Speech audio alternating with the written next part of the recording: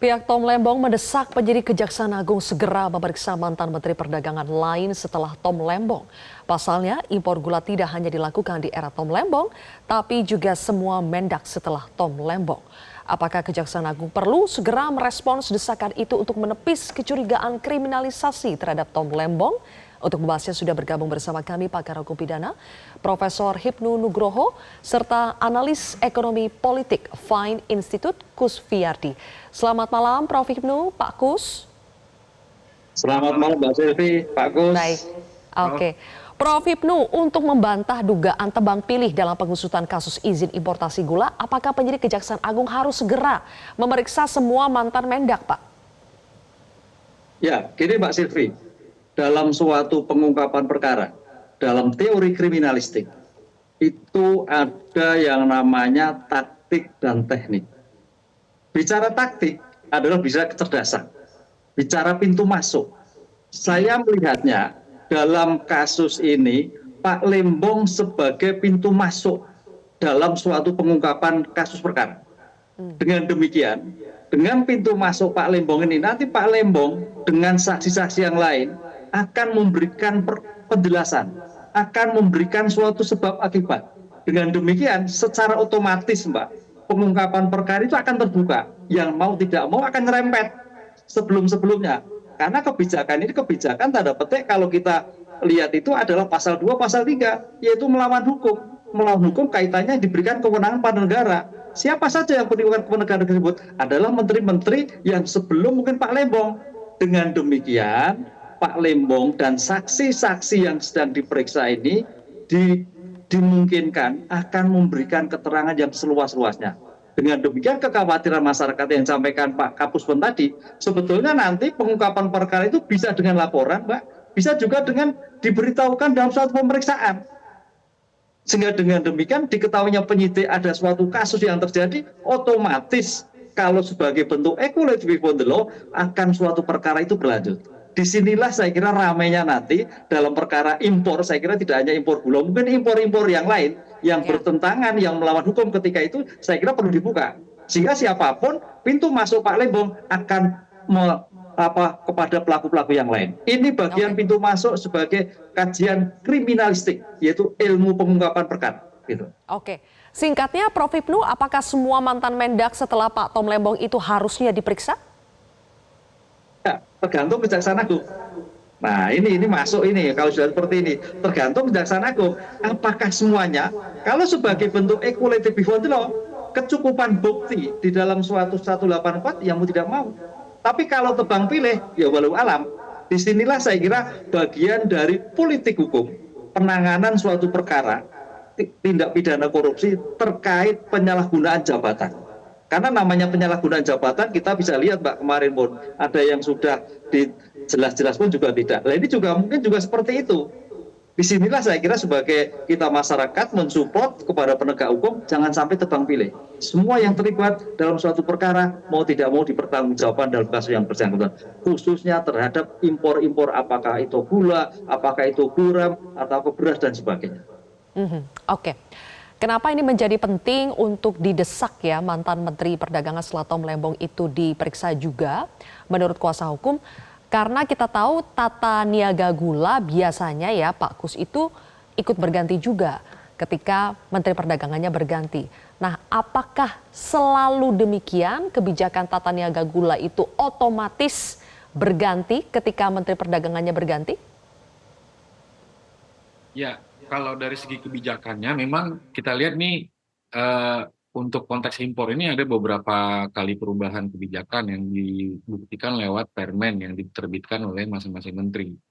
Nah, namun di samping itu memang kelihatannya tidak ada fokus ya dalam konteks kebijakan kita secara makro untuk komoditas gula dan juga produk pangan lainnya. Sehingga problem-problem kekurangan atau defisit produksi kita selalu ditutupi dengan impor. Jadi gula ini yang menjadi simpang siur sekarang kan ada isu katanya gulanya surplus, tapi secara data produksi dan juga konsumsi kita nggak pernah surplus, jadi selalu defisit. Jadi kalaupun kemudian ada dugaan bahwa sempat ada surplus, ya itu mungkin karena tumpukan persediaan impor tahun-tahun sebelumnya gitu ya. Nah, namun sekali lagi, kalau konteks gula ini dia menjadi sangat kritis karena menyangkut kebutuhan orang banyak ya. Nah, perubahan harga sedikit saja itu akan berimplikasi pada inflasi dan kenaikan harga.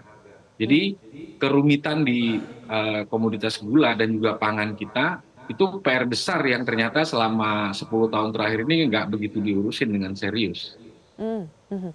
Coba kita sama-sama lihat lagi ya, Pak Kus. Ini kami sambil menampilkan data impor gula per tahun, kemudian juga tadi ada data produksi versus data konsumsi yang kami peroleh dari National Sugar Summit Indonesia. Rujukan data ini, apakah rujukan data dari sinilah yang dipakai untuk menentukan kita sedang dalam kondisi surplus atau tidak, atau acuannya data BPS, atau apa sih Pak Kus yang digunakan sebagai acuan kita itu lagi surplus atau tidak? Ini pertanyaan yang juga ditanyakan oleh banyak orang sebenarnya. Jadi basis data pengambilan kebijakan kita itu seringkali menjadi kontroversi pada banyak aspek dan juga pada banyak komoditas. Jadi saya tidak tahu pasti apa yang digunakan oleh Kemendak dan kementerian lainnya. Cuman hari ini yang kita lihat itu adalah secara faktual kita itu sudah menjadi negara importir gula terbesar di dunia. Sebelumnya kita pernah menjadi negara pengekspor gula dan itu terus merosot. Nah, dalam posisi seperti ini kan ada persoalan struktural lain dalam konteks komoditas gula dan juga komoditas pangan kita. Masa negara agraris bisa impor pangan, bisa impor gula, itu kan sesuatu yang menurut saya agak ironi gitu. Oke, kembali lagi soal apakah para Mendak sebelumnya itu harus diperiksa atau tidak. Nah, Prof. Hipnu, kalau memang pemeriksaan itu harus dilakukan, waktunya itu kapan? Apakah sebetulnya harusnya dilakukan sebelum ada penetapan tersangka, semuanya diperiksa untuk membandingkan, atau sekarang setelah ada satu tersangka kemudian mereka juga bisa ikut diperiksa?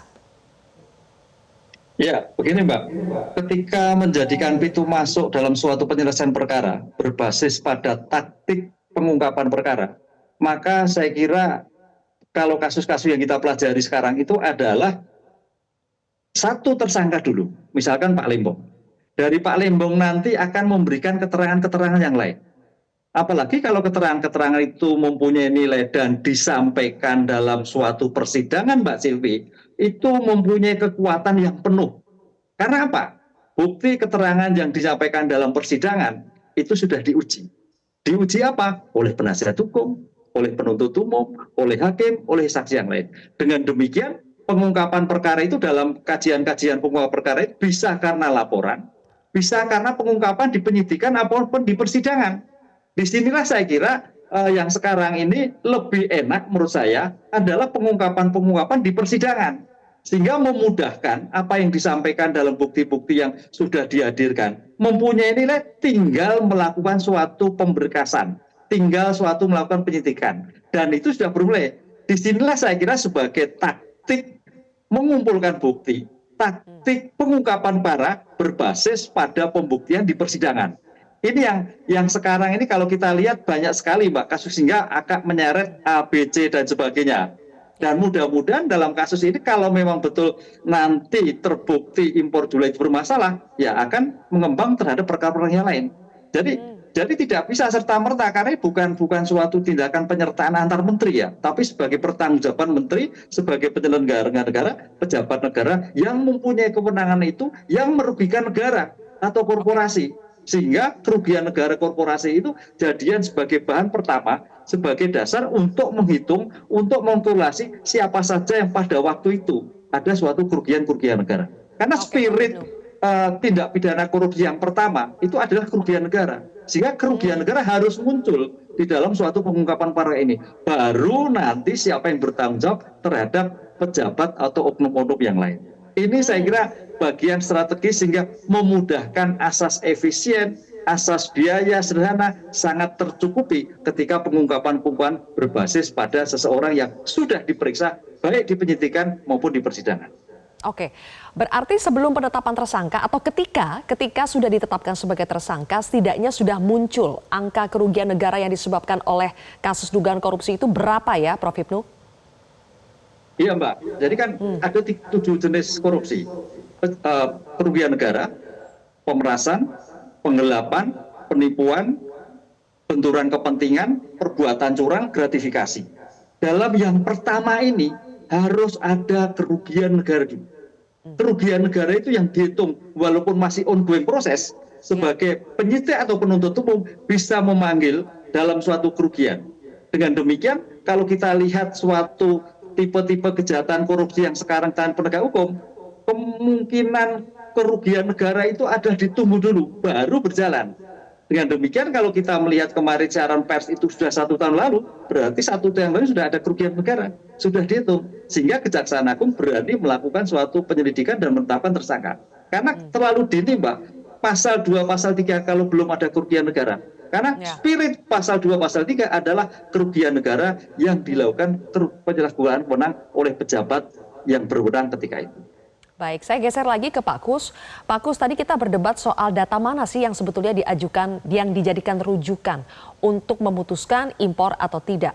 Tapi kalau menurut Kejaksaan Agung, berdasarkan rapat koordinasi bidang perekonomian antar kementerian tanggal 12 Mei 2015, disimpulkan Indonesia surplus gula sehingga tidak membutuhkan impor gula. Nah, kita tidak tahu data mana yang dijadikan rujukan pada saat rapat koordinasi antar kementerian tersebut, tapi apakah bisa basisnya adalah dalam sebuah rapat diputuskan, disimpulkan telah terjadi surplus? Ya, kalau dalam sebuah rapat itu notulensi rapat kan bisa dijadikan dokumen ya untuk dasar pengambilan keputusan oleh pejabat yang berwenang. Namun substansi yang di rapat itu mengatakan ada surplus. Saya mencoba ngubek-ngubek datanya nggak ketemu. Kita tuh surplusnya kapan, surplus dalam konteks apa, itu nggak ketemu. Jadi ini data yang dari mana kita jadi nggak ngerti ya. Dan yang kedua, saya kira sudah jelas ya audit BPK dengan yang dilakukan untuk pemeriksaan dengan tujuan tertentu, itu menjelaskan di situ tidak ada kerugian negara dan tidak menyinggung juga soal adanya surplus gitu ya. Jadi sekali lagi konteks surplus ini sebenarnya menjadi perdebatan publik karena memang tidak ketemu datanya. Ya, dalam 10 tahun terakhir ini produksi kita itu selalu di bawah konsumsi. Dan untuk pemenuhan konsumsi kita selalu yang dilakukan adalah impor gitu ya. Nah, karut-marut soal impor ini akhirnya menurut saya tidak memberikan pelajaran ya pada pengambil kebijakan untuk kemudian berorientasi lebih serius untuk mengurangi defisit produksi gula kita sehingga kita bisa penuhi secara domestik gitu ya. Baik, oke. Terakhir, Prof. Hipnu, fakta terbaru yang diungkap oleh kuasa hukum Tom Lembong adalah mereka menerima surat penyidikan kepada Tom Lembong itu. Ditulis di situ adalah yang diselidiki adalah pengusutan untuk kasus dugaan korupsi impor gula tahun 2015 sampai 2023. Kurun waktu itu sudah dinyatakan dalam surat penyidikan. Nah, kalau sudah jelas tertera seperti itu, apakah artinya otomatis mantan Mendak setelah Tom Lembong dari 2016 sampai 2023 itu harusnya juga ikut diperiksa kalau berdasarkan surat penyidikan? Ya, kalau sudah menghitung angka itu kan tempus delicti. Tempus delictinya 2016-2003. Secara teori dan data, pertanyaannya siapa pejabat yang 2015 sampai 2003 Mbak Silvi. Dengan demikian otomatis kalau tempusnya itu 2015-2003, mau tidak mau pejabat yang bersangkutan dimintai pertanggungjawaban atas kasus yang bersangkutan. Sehingga tidak Pak Tom Lembong toh. Pak Tom Lembong itu bagian pintu masuk aja tadi saya kira. Dalam kajian ilmu-ilmu itu sebagai taktik, kecerdasan. Pintunya masuk mana sehingga sampai mau nyerempet-nyerempet ke yang lain. Dengan demikian 2015 sampai 2003. Ini yang kita harapkan mudah-mudahan equality before the law juga menjadikan tumpuan kita sebagai masyarakat bahwa kasus ini tidak hanya pada Pak Lembong tapi semuanya. Begitu Pak. Baik kalau begitu. Terima kasih atas pandangan Anda Prof. Hipnu Nugroho dan juga Pak Kusfiardi. Terima kasih sudah bergabung bersama kami di Prime Time News hari ini. Jelajahi cara baru mendapatkan informasi. Download Metro TV Extend sekarang.